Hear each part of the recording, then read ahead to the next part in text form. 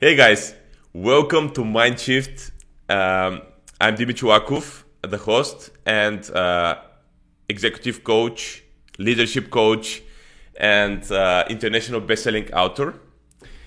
Um, as you know, Mindshift and the purpose of Mindshift is to help you create atomic shifts in your mind so that you can live your life with a little bit more prosperity, success, and love. Today, the topic for this episode is very exciting for me, and the topic is building and leading a diverse team. The person who is going to talk about this topic is a very close friend of mine and a great human being. But I'm going to read a little bit about who is he, and I'm going to read it because I don't want to miss anything of his amazing CV. So currently he's a chairman of the Special Interest Group on Renewable Energy at the Chartered Quality Institute. He is also an independent consultant on sustainability, corporate social responsibility, occupational health and well-being, safety, environment, and quality. He has 30 years of experience in global executive positions in leading global companies with assignments in sustainability, corporate social responsibility, occupational health and well-being, safety, environment, quality, engineering, supply chain, and many other different areas. He lived in 6 different countries: Spain, France, Italy, Germany, and the UK, and built teams in more than 70 countries in all continents. But besides all of this, which is a lot, and I'm really excited about to talk more about the topic because you see what kind of experience this person has. He's a great friend. He's a great human being. He's a very down-to-earth person, and you cannot really understand that he has been through so much and he's been in these positions if he doesn't tell you, because he's very, very, very good human being. And also there is this integrity in him, a man of integrity, man of value. He has a great family with which he's living in the UK, and his name is Gregorio Acero, and he's originally from Spain. So welcome, Gregorio. Do you want to share something more about you? No, not really. It's just that now I am really worried about the opinion you have about management in the companies. Because you said that even if I have been manager in all these big companies across different countries, I'm still a decent human being. So now I'm worried about the opinion you have.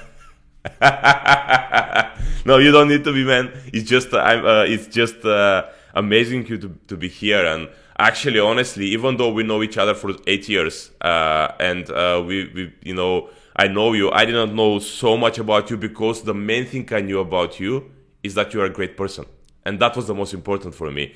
But of course, that is going to help. The big CV is going to help with the topic today. So. Um, uh, uh, do you want to start? Let's start with the first topic we have for today, which is the Okay. truth about diversity. Let's talk about the truth about diversity. Yes, diversity is a very emotionally charged topic, right? You already said that yourself that you're very excited about that. Okay, and the reason for that is that it has a lot of focus now in the press, in the companies, and so on. But the reality is that has moved from what we all, in an intuitive way, think that diversity is into something that is more related toward promoting a framework of social fairness. Okay, and this is something that I would like to discuss today, because this is not diversity. Diversity is not about creating a framework for promoting social fairness. It's not either something that is even worse in many companies, that has turned into an excuse for the HR department to set up KPIs on everybody, trying to show that we have a fake diversity that actually is going against what we want to achieve by increasing diversity. So if diversity is not what usually we are discussing nowadays in the Okay. companies, what is diversity? Okay, and for that I think that we have to focus always in the intent. When we are not clear about what something is okay, what is it for? So what is the purpose of diversity? So in general, the original intent of diversity was basically promoting originality. So you want to be original, and for that, what you want to have is the opportunity of looking to every challenge from many different points of view, so that you don't get always the same answer, but you get things that you are not expecting, and you are getting something that is original. Why you want to be original? Because in the day that we have in the day to day in the companies, if you want to move forward the company and you want to really be above the competition, originality is something needed. You have to come with new solutions to known problems. You have to come with better products, and this is something that that requires originality. This is the reason for diversity. Okay, so once that we have the intent, we have to be sure that we're moving this direction. I'm sure that, for instance, yourself, Dimi, you have experience firsthand of how people from different backgrounds, from different personalities, different countries, or different life experiences react to the same topic, okay, to the same challenge. Every one of them is going to come with something different, something that in many cases is unexpected. And this is exactly what you want to achieve with the diversity. So diversity, if you want to put it very simple, is the combination of the uniqueness, okay, of several individuals working together to deliver a solution to a specific set of challenges. So simple as that. Okay, we are not talking about diversity in a very broad sense. We're talking about diversity in a company. It's so simple as that. You want to bring very unique individuals that they are going to be working together to solve a problem, to solve a challenge. Okay. Yeah.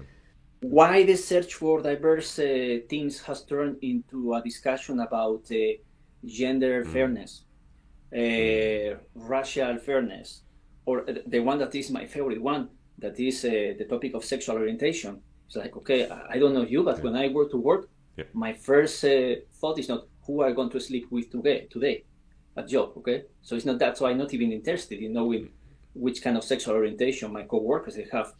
It's part of the private life. So why we're even having KPIs for that?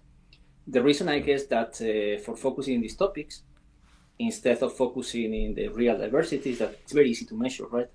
So measure how many ladies you have in a team, or how many white men, or how many people from other races, or even how many people with a different sexual orientation you have in the team. It's quite easy. Okay? Measure the real diversity is not so easy at all. You cannot measure in the same way. You cannot just count heads and tell, okay, so many women, so many men. The other reason is that there is a lot of lobbies pushing this direction. Okay, and many of these lobbies are people that are going to invest in the companies, so you are interested in pleasing them. Okay, so as a final reflection about where we are with diversity, okay, and keep in mind that diversity for me is so simple as that. Bring different points of view to the table. Okay, bring something unexpected. And then let's put, for instance, an example. What do you think that is going to bring more diversity to the table?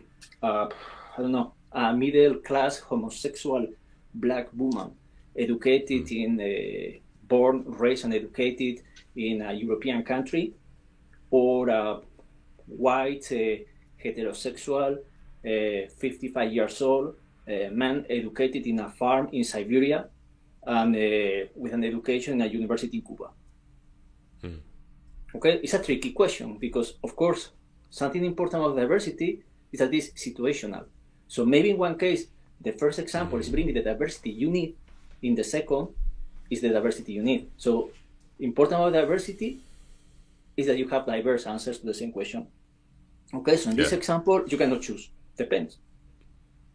Okay. Yeah, and do you know what I'm going to give you the word again, but just I wanted to really congratulate you for the way you talk about diversity, because nowadays it's so, everything is so focused, as you said, on the gender or sexual orientation or whatever, and it's not I mean, we don't talk at all that this is not okay to be certain sexual orientation or sexual orientation or something.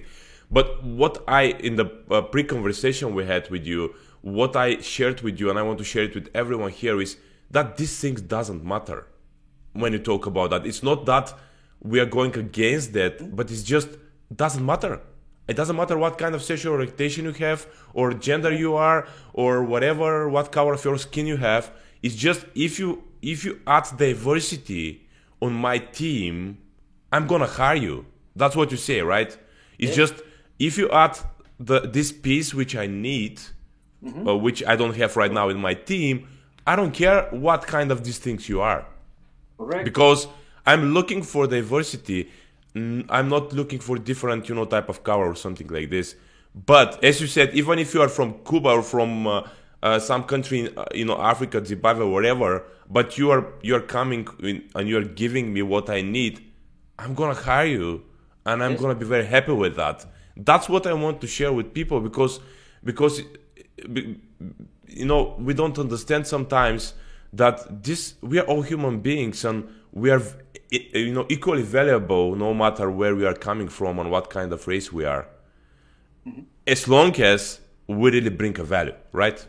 Yes, and we are not bringing conflict, okay? Because something that in the pre-discussion that we have, I put you some examples. I think that I will relate it with the second part of building up a team. Okay. But I put you some examples about situations where I have to choose a person for a department, and persons coming with very strong statements about the sexual orientation or the religious affiliates. I was like, I don't want them. And when HR was telling me, you are rejecting them because they have this religion or because they have this sexual orientation. No, I'm rejecting them because they are bringing this as the most important thing. So they're going to be bringing this into the team, and maybe someone is not going to like it. Maybe someone is going to be opposed, and then I can destroy the cohesion of the team. Okay? When someone is making the flag and the most important about themselves, something that is not relevant for the job, we have a problem. Okay, and this is something that when we're building up the team, we have to take care of. So, of course, you want to bring diversity, but bringing diversity is not having a posters like the United Colors of Benetton, okay, with all kind of races, all kind of genders, and so on. It's not about that. So maybe you can have a team that is just a single gender, but super diverse. It depends on the diversity you are looking for. Okay. Yeah. So cool. Let's go to the okay. That the diversity is the combination of unique individuals working together in the same direction for solving a specific set of challenges. That's it. No more than that. There is nothing more is important than that. This is the most important part. The uniqueness of each person and what they are contributing towards that challenge is what is important. Yeah. Let's go to the second part, which is the building a diverse team. Let's talk about this.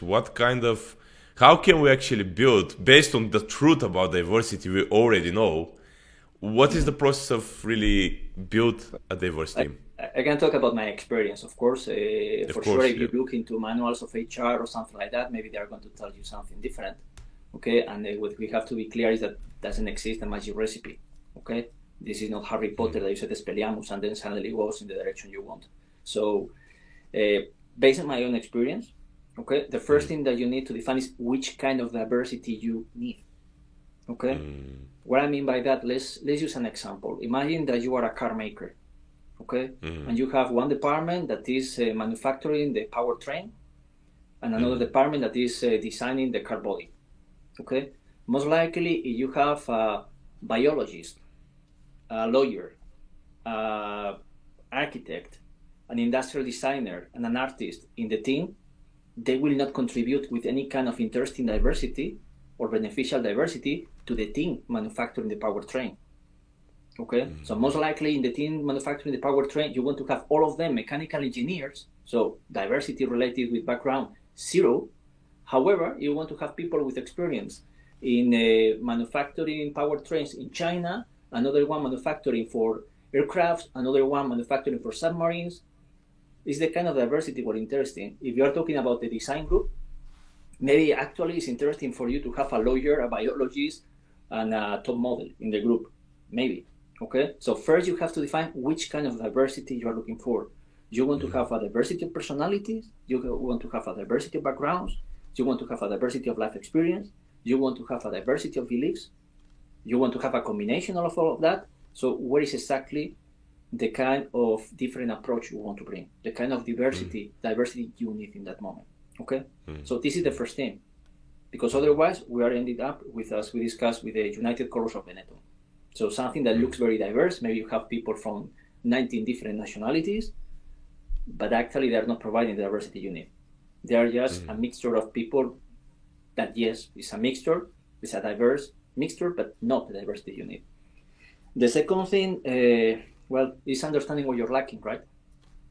It's like every place. Once you have defined the kind of diversity you need, you have to define where are the components for achieving this diversity, what are you lacking. For that, I mean, if we're talking about background, it seems to be very easy, right?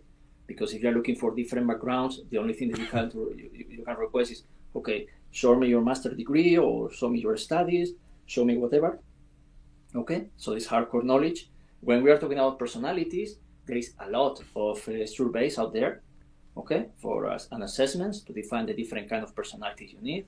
The most used ones, I think, that especially for projects, is the Myers-Briggs and the Hogan. But also it's important to note something you also here tell me, that one problem that we have with the search of diversity and using these kind of questionnaires is that these questionnaires are for we are people. Okay, for we are people, that stands for Western, educated, from industrialized countries, from rich countries, okay, and democratic. Okay, so all the studies about diversity and all the theory about diversity has been raised on board in places like that. Actually, the diversity studies are not very diverse. Okay? Yeah.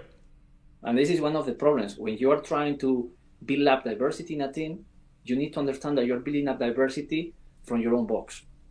That is that you are usually from a weird country. Okay? And this is when we go to the third step. Okay? The third step is making this conscious effort to bring people that is different. Okay, and for that you can look for the people with diverse life experiences, or you can actually force the HR department, and this is one of the things that I have always been doing, forcing the HR department when they're presenting people for promotions, or they're presenting people for new hirings or internal hirings, at least in the typical 3 candidates that you get, because it's very standard, you get 2 or 3 candidates, forcing them to put one that is ticking most of the boxes, but is not a perfect cultural fit. What I mean by that, what you're trying to avoid is having a perfect cultural fit. What you want is someone that is providing something to your culture. Okay? Someone that is adding up, not just another one that is exactly the same. Okay? When the people that are talking about thinking out of the box, the first thing that you have to realize is that many of us, we have very similar boxes. Okay? So nobody's going to think out of the box. Okay, so they have the box can be bigger, can be round, can be a star, whatever, but everybody's going to be in their box. So we're trying to bring these people that has a box with different things inside. Things that are unexpected, things that when they're thinking, it's not that they're thinking outside of their box, is that it's outside of your box. So they are bringing another perspective and they're reaching you. Okay, so instead of looking for someone that has the right cultural fit, you have to bring someone that has the right cultural contribution. Okay? And important also is that when you are doing that, you are bringing someone that is adding up, not detracting. What I mean is that if you are trying to build a team, if you are starting from scratch, maybe you can be more extreme because you are setting the team from the beginning, maybe you can go for extremes. But if you are changing a team to be more diverse, don't bring someone too different because then you are destroying completely the correction of the team. And if you are doing that, you are also destroying the performance. Okay? So the first 3 steps for me are clear. Is the same that you will be doing with any other challenge. Is define what you want, do the gap analysis, and make the conscious effort to close this gap. Yeah. Okay? Yeah. Then you can have many other topics around, many other things that will be interesting to discuss about, okay, how you can ensure that you don't have pitfalls. Okay, so what is a standard pitfall that you have? One is, as I mentioned, bringing someone that is too extreme. Yeah. Okay, so you want something different, something diverse, but not something that is opposed completely, and that is destroying what you have at the moment. Okay, another thing is the topic that you want to promote the dissension. You want the people to dissent. Okay, but dissent and just complain, they're 2 different things. Okay, so you have to be sure that we are not confusing that. Okay, don't confuse the cultural fit with bringing extremist people. Okay, and don't confuse. Sorry, someone is calling me. 1 second. I cannot avoid it. No, it's in mute, but it's my wife, so it goes through. Another pitfall that we have to discuss is ensuring that we don't have quotas. Okay, when you are building up a team and you are building the team based on quotas, I want to have this percentage of girls, this percentage of other gender, this percentage of other race, this percentage of cultural diversity in the sense of people from different countries is wrong. You have to measure the performance of your team and the success of diversity by the performance of the team, meaning the number of deliveries or original ideas they have and things like that, not by these KPIs. Today, what is happening is that most of the people, when they're building up the team, they sit down with the HR department and they're asking the HR department, tell me how I can build a diverse team. And they are starting with, okay, let's see how many girls are you getting in the team, okay? How many old people, how many young people, how many people from this race or the other race? It's not that. This is maybe it's going to produce a marginal diversity, but it's going to be completely by chance. Okay, so try to avoid that. Okay, and remember always that diversity has an intent. Okay, so even if you are building up a team using these steps that I was mentioning before, and especially the topic of really focusing more in the cultural contribution instead of the cultural fit, think that this is going to change over time. Okay, the intent of your diversity is not going to be constant. So the team is going to be evolving over the time, and you have to change constantly the team to be sure that the diversity you have is matching your intent. So you are building, but you are rebuilding all the time. Yeah. It's when you talk about this, I think one of the things which come in mind is I don't know if you have watched this movie. It was movie for children in 90s. It was called, I think, Voltron or something like this. When there was, I mean, kind of what I remember was that there were 5 different superheroes, like kind of, and when they were going together, they were building a bigger superhero who was going and beating the evil or something like this. And it's all one of them became the head, the other 2 became the arms, the torso, the body. So when they were together, they were kind of super diverse, like you said, because they were different parts of the body of this bigger superhero. And if you don't have the left arm, it's gonna be bad because you can't, you cannot have 2 heads. You have 1 head and 2 arms or something.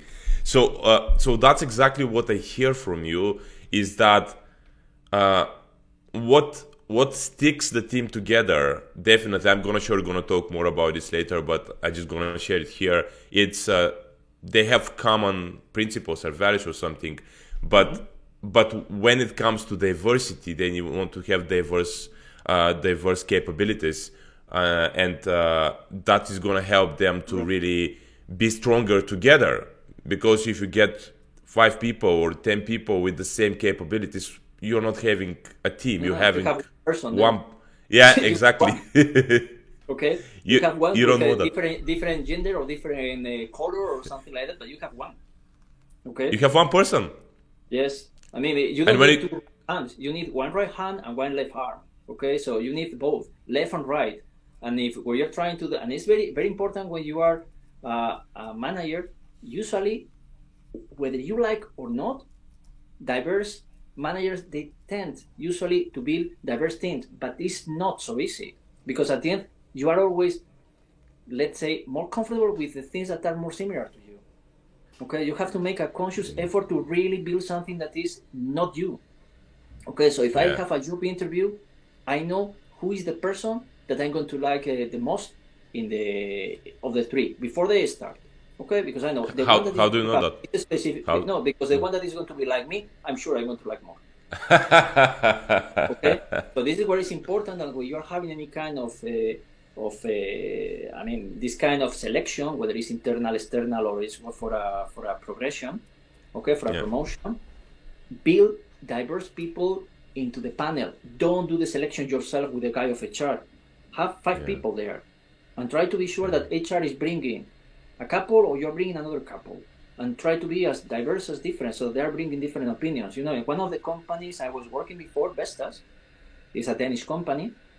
For me, it was very surprising the first time that I was doing a job interview for someone in my team, because I got there, my PA, I was okay, but it's for a senior director position. Why my PA is here for the interview? Well, she's bringing the opinion. She's actually going to work with this person also, so she should be bringing her opinion about if this is a good fit for the people working there. Okay, I got a person from the workshop. Okay, but I mean, this is a blue collar. What the hell is doing here? Well, this person has to work also with blue collars. True. So we need the opinion of them.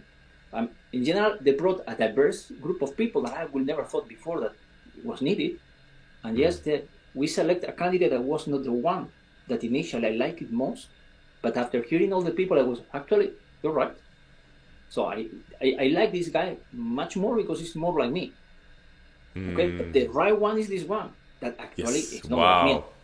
Wow. Okay? But it's something that you cannot do.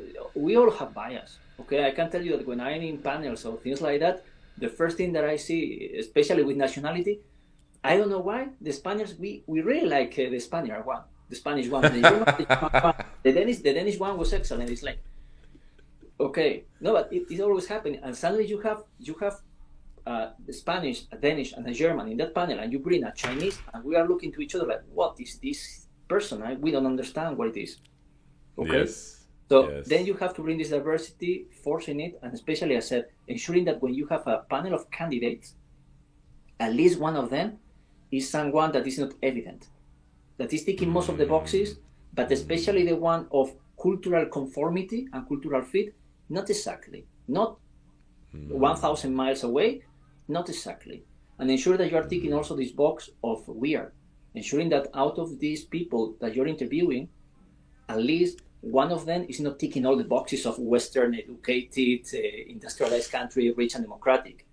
Okay? Yeah. Because if I take examples of previous teams that I have had, the last team that I had was diverse because there were no other choice. If you have 2,200 people in a team in 20 different countries, they are diverse per se.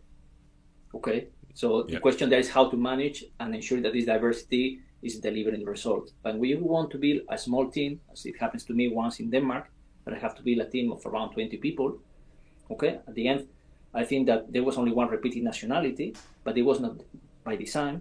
It was because we're looking for the best people with the best cultural contribution to the team, okay? And then it resulted in having this amount of people from different nationalities. Yeah. Okay, so it depends on how you're building the team. When we're building this team, we're looking for that, for the best contribution from the cultural point of view. And we ended up with an extremely diverse team that for several years was the best performing in all the company. It was the quality department that useless in the sense of originality, right? When you're asking anyone about the quality department, they're not expecting that you're innovative. They are not expecting that you have any kind of original thought.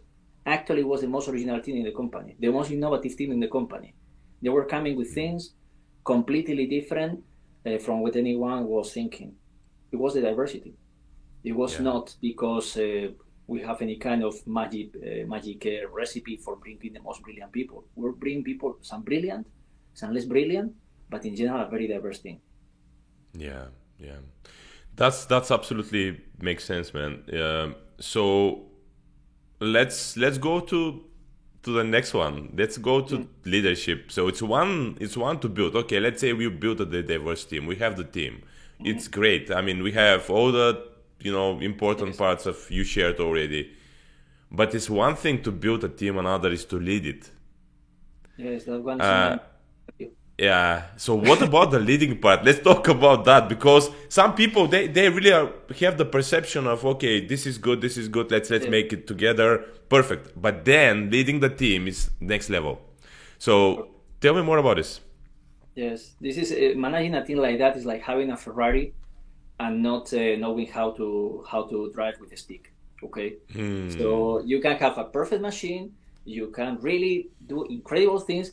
But actually, if you don't know how to use the stick, forget about it. Okay? So you don't know how to use the car. And this is exactly what is happening with these kind of things. You can build a very, very, very good diverse team and not getting what you are expecting out of them because you are not providing the right leadership. And what is the leadership style that I found that is the most useful one? First is situational. Every person is unique. So you cannot use the same leadership style for each one of them. Okay? The second thing is that there are several things that are important. One, clear expectations. This is important for all the teams. not only for diverse teams. When you're leading a team, they need to know what is expected from them, how they're going to be measured in terms of success. Okay. The other is being candid. Okay, and this is very important in diverse teams, and it's something that I always stress a lot, that being candid and direct in what you are telling is very important, because especially when you have diverse teams, you are very likely to have teams from many different nationalities. And the words, they don't have the same weight if you are a English native speaker, or you are a Spanish speaker speaking English, or a person from Bulgaria like you speaking English. Okay, so we have to be very candid in approaches. I have several examples. When I was working in Bombardier, I remember presenting something to the president of the company. The guy was telling to me, interesting. And I was looking to what he was saying, and I was looking to what the body was saying. You are not interested at all. True. Why you are saying to me interested? Okay, anyone will be able to understand that I'm not interested at all. No, I'm Spanish. You are telling me interesting, I understand interesting. Okay, a British, you are telling interesting, I understand. Okay, he's not so interested. Okay, so words, they don't have the same value. And I have another example that I guess that when you are translating also from your own language. Okay, so if I take the example of in Spain, we use many bad words for good things. Okay, so you can say if there is any Spanish speaker and say, this guy, este tío es un cabronazo. Okay, and I translate to English, I will be something like, oh, what a bastard. I can tell you that the Spanish will be like, okay, almost he's like very fond of this guy. Okay, he will be understanding that there is some kind of irony behind, something like that. Say, okay, he's telling, oh, what a bastard. They are good friends. The British will be like puzzled that I'm using that kind of word in a meeting. Okay, and the guy from the US most likely is denouncing me to HR, telling that I'm completely inappropriate as a leader. Okay, so in diversity, we have to be candid, but also we need to understand that when someone is telling something, we have to be very clear, and if we don't like what we hear, we ask. We don't judge, we ask. Okay, this is what I mean also by being candid. Another thing that is very important is giving the team freedom to execute. Okay, if you are bringing a lot of individuals and you are expecting them to really deliver what you want, they have to be free. They cannot be in a dictatorship. Okay, this is clear. And the other is sense of humor. Okay, trust me, you need a lot of sense of humor, because you are going to have so many situations that are like, I don't understand what's going on. Okay, because there is so many people, so diverse. Even with the wording, as we said before, I have had many occasions when really someone is telling something, he's mistaking the word, and he's telling something completely different. Okay, and you have very, very funny situations. But I mean, even one I remember once that we were having a team, 20 different nationalities, a meeting. And after finishing the meeting, I said, any question? The British raised their hand and said, could you please repeat all of this in English? Okay. We have been talking in English for 2 hours. Oh, really? No, but these kind of things that sound silly, they happen. Okay? Yeah. So it's critical when we're talking about that, as I said, clear expectations, candid with the individuals and with the group, okay? Freedom to execute, and a lot of sense of humor. But also important, leading by values, okay? We are going to have people very different. So setting rules, sometimes it's going to work, sometimes it's not going to work, usually doesn't, okay? So if you set rules, you are telling them that they have to break them. What is important is to work in values that all of us, they have to share. It's important also that when we're bringing unique individuals, they have unique set of values. So don't expect that they have the same values. Not true. Okay? And this can create problems. But there are 3 values that all of them should be sharing. One is openness. Okay? We have to be open to listen, open to new opinions. Okay? We have to be open when we speak. So don't hide yourself. Be authentic. Be open. Trust. If you are not building an environment when there is trust, I'm sorry, but nobody's going to open up. So you're expecting that someone is going to be dissenting from you. Don't expect that I'm going to dissent directly if nobody trusts me, or in an environment where I'm going to be judged, or where basically I feel like if I open my mouth, I'm going to receive a slap in my face. Okay, so you want different opinions opinions drive dissenting. So you have to allow this openness. You have to provide this trust so that everybody knows that they are in an environment when they can trust that what happened in Vegas stay in Vegas. And you have to be respectful. Okay, and by respectful, I also mean candid, because respect means different things in different cultures. Okay, so in general, when you feel that something is hurting you, tell it clearly, explain why, okay, and move. Don't start judging that this guy is not nice with me or whatever. I think that we discussed about an example when I was working in France, in the Center for Nuclear Research. We have people from many different nationalities, and even the coffee was a challenge, right? Wow. Because in the morning, the Spaniards and the Italians will arrive, we make the coffee. Then the French arrive a little bit later. They were pouring down a little bit more water because otherwise it was impossible to drink. Okay. The Americans were arriving later on. They were just getting more water. So I don't know how they can drink that. Okay. And then we have a very interesting situation with a lady that was not using the coffee machine because he preferred to do it in a different way. Okay. Brewing her own coffee with another kind of coffee machine. Every time that she was brewing coffee and pouring out the coffee, another guy from Mali was coming in, picking up her coffee and drinking it. Wow. They were mad. They were mad to each other. So she was like, this is a complete lack of respect. This is unacceptable. Of course, we sat down together, and it's when you discover that, yeah, the cultures are different. So the guy was telling to me that he was super respectful because he was waiting for her to brew the coffee to take it. Okay, he was not demanding. I was like, okay, but why you cannot brew your own coffee? Man, I don't do that. I'm a man. It's the woman, the one that has to do it. Okay? Wow. No, but when you sit down together, both of them, they understand. They are open people. They understand the point of view of them, and they adapt. Okay? But this is what I mean, that you can do something that is completely offensive. From your point of view, just it's a lack of respect. And the opposite, the other person is saying, I'm super respectful. Okay? Because you have different values. So it's very important being candid. Okay? When you feel that someone is lacking respect, tell. Okay? And be open about that. Okay, so you need to talk to walk the talk. Yeah, 100%. Yeah. Okay, so if you are a leader and you don't walk the talk, if you are willing the people to dissent, you have to be the first one challenging the status quo. But you have to be also the first one accepting that you are challenged. Okay, so we are all super happy telling, this is wrong, this is, you have to change. But as soon as someone is coming to you telling, no, you have to change. Yeah. It's a pill that is not so nice to swallow. So if you want to manage a diverse team, you have to learn that this is a pill you are going to swallow quite often. Okay? So they should be able to come to you and say, no, this is wrong. We have to do in this direction because of this. Okay, so this is important. And work hard also as a manager to be sure that your opinion is the last one in any debate. Okay? Because even if you have a very diverse team and people very open and a lot of trust or whatever, you are the boss. So as soon as you open your mouth, you're biasing completely the discussion. Let them talk. Let them debate. Okay? So you are there just listening. Because if you're not doing that, you are already getting the wrong answer. Okay? So what I always tell to my teams is that the rule that we have is the Spanish consensus. Okay, so we have what we call the Swedish consensus. Okay, let's say German approach, that is you do it, and in the middle you have the Spanish consensus. The Swedish consensus is a consensus that can take several years until they reach a conclusion. This is not something that works usually when you are trying to solve a challenge and you have a limited time. The directive approach is not going to work because you are killing completely diversity. Okay. What we call the Spanish consensus is that basically, guys, you have this time for reaching a consensus.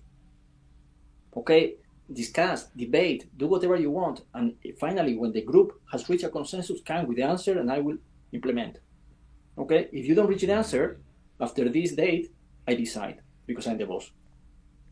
Okay? No, because it's important that, yes, diversity is bringing many different points of view, many debate. But you cannot have a debate forever. Okay? No. So set up these limits clearly to the team, telling guys, debate is important, consensus is important, but this is the time that you need to reach. Otherwise, goodbye.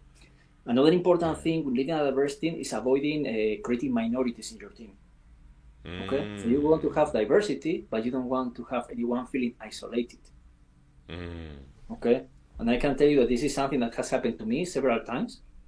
That I am the only one that is different in the team, and sometimes you really feel alone, and you really feel like you don't belong, and therefore you close yourself, okay, or you fight, okay, but you are not in harmony with the rest of the team. They will perceive you or is not providing anything because he's not opening the mouth, or this guy every time that is opening the mouth is against whatever we say. Okay, so try to avoid that you are creating this minority, because this is not good for the team. Okay, yeah. I have always the example of one of the companies I was working for. Half of the managers, they were from Denmark, half of the managers from Germany, and I was the only Spaniard. We were in a meeting, the typical meeting we have, typical outing, right, in building, and we went to the cafeteria. In one side of the cafeteria, all the Danes. In the other side of the cafeteria, all the Germans. And I was speaking with a waiter that was from Colombia. The guys, no, but really, but this happening in many of them. We have a diverse team. I have people from Denmark, people from Germany, and Spaniard. You don't have a team, first of all.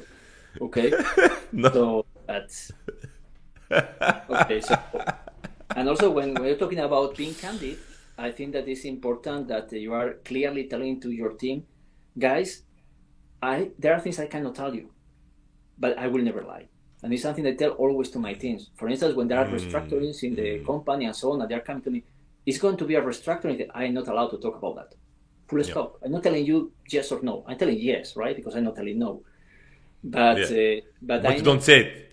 But I'm not going to lie to you. No, don't worry, nothing's going to happen. No, yes, something's going to happen. I can't just tell you. Okay. Yeah. And another thing that a diverse team they have to avoid is the fight that we have nowadays in the companies for political correctness. Okay. If every time you open your mouth, you are thinking, okay, what is going to happen to me because maybe I'm telling something that is inadequate, you are killing the possibilities of creativity. So you need a department that when you have this discussion is what happened in Vegas, stay in Vegas. Okay, they have to have the trust that they can speak their mind, they can say whatever they want in a safe environment. That their political correctness, again, I said, if someone feels like it's not respectful, yes, excuse me, I don't like that because of that. I'm sorry, I didn't realize that you didn't like that. But don't fight for implementing political correctness in your team, especially in diverse teams, because as I said, the value of words is not the same depending on where you were born. Okay, so especially for native English, they need to understand that the things that for them they are really, really, really harsh, for me are not. It's like, I mean, this word is just a word. Okay. Yeah. Definitely, Gregorio. I totally agree with you, and I just want to summarize what for me, based on what you said, and also I was thinking about leading a diverse team. Definitely, the first for me, very, very important point which I get from you, and I definitely believe in myself, is, as you said, walking the talk. You shared it, but for me it was like click immediately when I was even wrote it down when you started talking about it, because it's great that we have these values, it's great that you have these principles, but if you as a leader you're not following through with them, it's like nothing. It's like nothing, because I've heard so many people who are just saying, but he's not doing it. About their boss, how this person expects me to follow through with that things if he's not doing or she's not doing it. And the second one, which really sticks to me, is open mind, because leaders, especially when it comes to diverse team, you need to have really open mind, because if you don't have open mind, you can't lead this team, because you're gonna see so many strange things in the team. Especially if they're in different continents and stuff. So if you are not really open-minded, you can't make it. That's the reality. And the third one is definitely this honesty part, to be candid, to really not lie, but you said honest, candid, but at the same time not saying everything. That's No, a but big. here you have to set That's up a the rule big to one. people. I will never lie to you. Maybe sometimes Yeah. I will not tell every data because I cannot, but I will never tell you something that is not true. So they Exactly. know where they stand. And I can tell you that Exactly. through many restructurings, I have seen that this approach has allowed the team to behave in a completely different way. I remember one situation where we were restructuring a team, because I was so open. I mean, it was like a mystery what was happening in the company and so. In my department, everybody was very clear about what's going to happen, how many people have to leave. Why? Because I was not told that it was something confidential. So I was telling to them what was the result. A very happy thing because many people really came into my office and said, you know what? I want to study again in university. Yes. Can you please fire me? Because there are some colleagues that they have family and so on. They will not be happy being fired, but I'm completely fine. Fire me. Okay. Wow. No, but I can tell you, I got almost a line of people there in the office telling, okay, I know for myself, I volunteer because you are telling that 20 people out of 40, they have to go. Yes. So, I mean, for me, it's less of a problem if you are, okay, I have a team that they understand what it is, they are open, they are clear, they're coming to me, it's the way. Okay, so Wow. it works. Yep. So let's go to the last topic we have for today, Yes. which is really the real practical part of what we Yes. speak about today. So let's talk about the main pillars to keep a diverse team productive and happy. Yep. So yeah, we know now what is the team, how to build it, how to lead it, but I'm sure that there are some pillars there which can help you to really keep the team happy and productive. So what are there in your opinion? I will focus, you said this is a part that has to be very practical. Okay. I will focus in only 5 topics. Okay. 5 pillars. One is ensure that the values of trust, openness, and respect are always there and that you walk the talk. Okay. This is the first pillar. If this is not there, the team is not going to feel okay. The other is being inclusive. What I mean by that, meaning that you have to be to make evident, okay, that you value and respect each individual because of their uniqueness, not despite of their uniqueness. Okay, so the people, they need to understand that they are part of a team because they are who they are, not even if they are who they are. Okay, because this is where we discuss about creating minorities and so on. This is very important, and this is what I mean by inclusion. Okay, and it's not talking if you are handicapped or you are whatever. No, inclusion is that whatever you are, whomever you are there because you are you, and you have to feel that. Okay. The other is ensuring fairness, and especially fairness in something that is important for everybody. It's the money, right?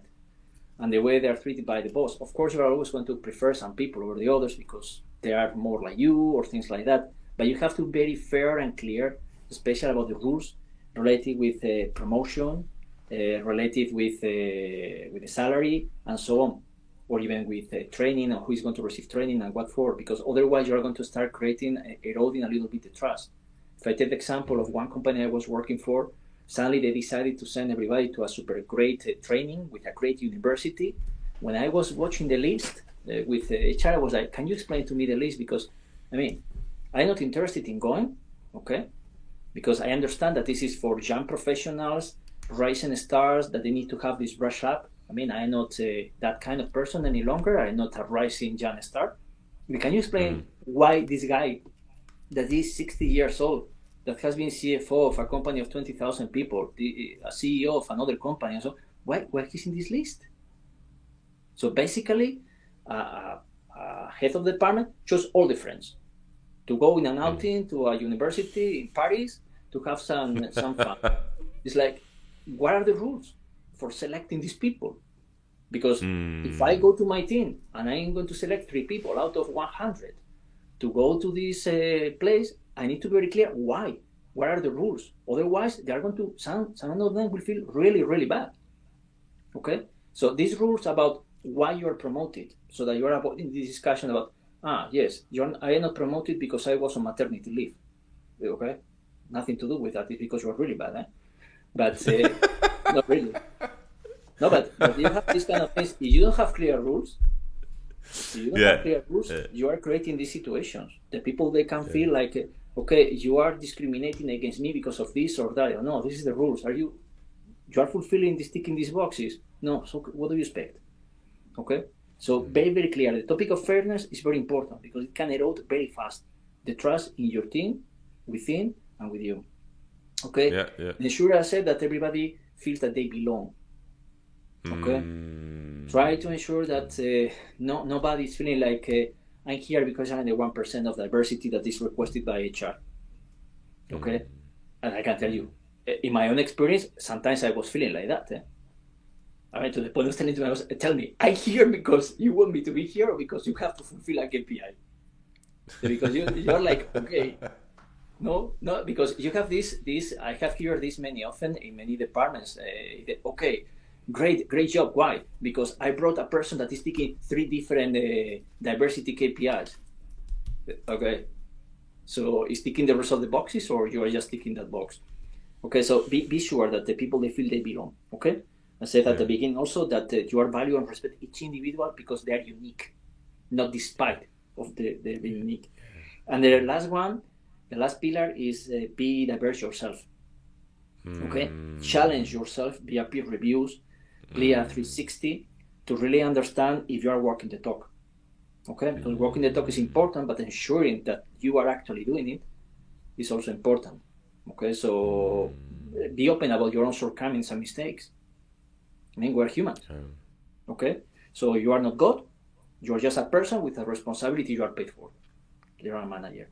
So if you are ticking these boxes or ensuring the values, be inclusive, ensure fairness, ensure that the people belong, and challenge yourself to be sure that you walk the talk, you can get a pretty decent chance of getting a team that is performing and is happy enough. Absolutely, man. I mean, definitely, especially the last one you shared about to challenge yourself and to really want to grow, as I understand, it's part of it. I've heard so many leaders. I remember just one case when I went. We had to work with a company and stuff, and it was a manager of the team, and that was in Denmark. In Denmark, he was just. We were asking him, are you gonna come to the workshops and being together with the team? And he was just saying, no, I'm cool. You need to work with them. And the moment this person shared that with us, we just realized that we cannot do a lot of things with this team, because if the leader is like this, if the leader believes that he's all right or she's all right, yes, and they need to learn. And it's not the only case. I mean, there's so many cases when you hear leaders share that. I don't have time. Oh, no, I know the things. I know the things. You just go work with them. They need help, and then that means a lot of trouble with this team. yes. And I think exactly this point, because if you see that your leader is really open to change, open to learn, you want to do that because you are inspired by the leader. You are inspired. You say, "Oh, wow." And it's not a problem if a leader is vulnerable. Like you said, you can just show that you have weaknesses and you have things to work on, and to be totally open with people that, okay, even you need, maybe you need help from some of your employees to help you with development in certain area. And that's great, because in this way, it's like life. In life, in order to want to connect with someone else, it doesn't matter if it's intimate relationship, friendships, or whatever, you want to be vulnerable. Otherwise, you cannot really connect with the person. It's the same, I think, in companies. You want to connect with the team, just be with the team. Yes. I mean, very. I remember in one of my teams, I remember that at some point, every time that we have to present something to my boss, I was telling one person in the team, you are presenting. And she was like, why me? Because if I presented it, he hates me. Okay? So whatever I say about the team and whatever I'm presenting, he's already going to think that I hate this guy, whatever he said is crap. So you present it. Okay? And you have to be clear with the team. Guys, I have this problem. I have the problem if whatever I'm going to say to this person is going to be biased by his opinion about me. I'm harming the team. So I'm stepping down. For these topics, I'm not going to be there. Okay? And being very clear with them. And then they understand and they support. Otherwise, if you say someone, you go and present to the boss. Why? You go. Why? So, because you're afraid. Because they're going to start creating stories why. If you don't tell them, what is exactly the reason, they're going to start creating stories. And most of the stories wouldn't be very good. They're going to be, Gregorio doesn't want to go. I should go because he's afraid or he's embarrassed, whatever. I mean, even worse. In this case, everybody knows that the boss I'm talking about was a complete alpha wolf. Okay, was a complete psychopath. Okay, so basically the people that were thinking, okay, he's willing me to be fired.